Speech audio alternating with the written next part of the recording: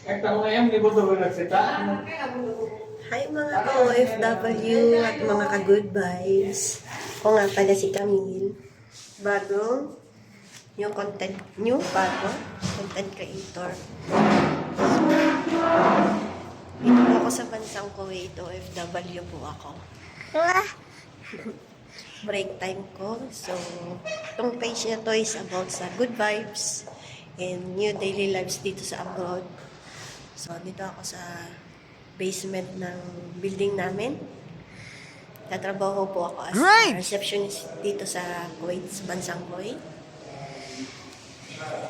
So, tutor ko kayo. Since andito naman ako sa work. Makikita nyo ako lagi may tissue pa nyo kasi sipunin ako.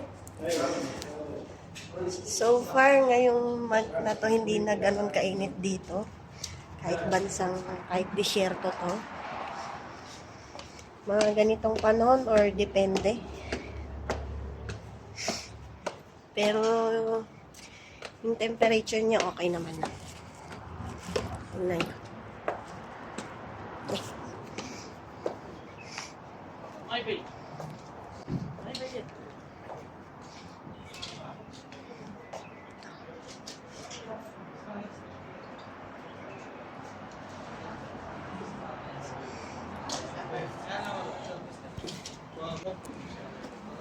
Dito. Yan. Dito ako nag-work. Minsan nandito ako sa baba. Hayahay pag nandyan. Kasi nakatayo pa lang welcome ka lang ng mga guests. So, dito ko natambay. Since andun si Manu, hindi ako makatambay dun.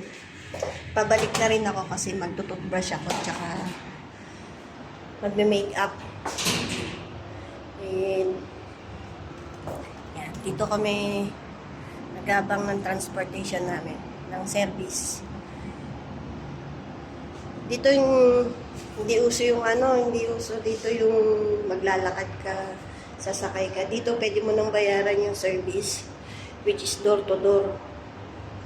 Sunduin ka nila sa baba ng building mo, hatid ka sa baba ng pinagtatrabaho mo. Tapos ganun din, pabalik.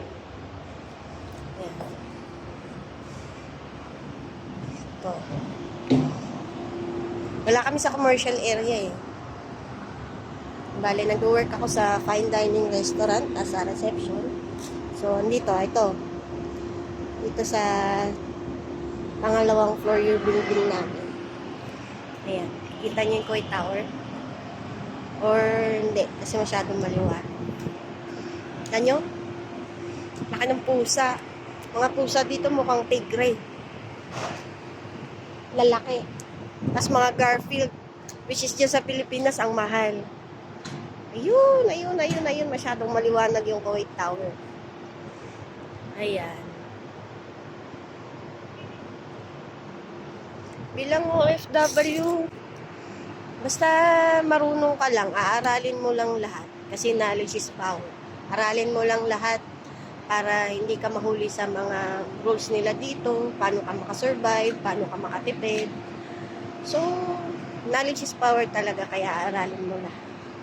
So, hanggang dito muna tayo. Kailangan kong mag-toothbrush muna. Kasi papasok na ako. So, mag-lit lang ako. Tirinay ko lang kung kaya kong magawa ng content bilang content creator. So, bye!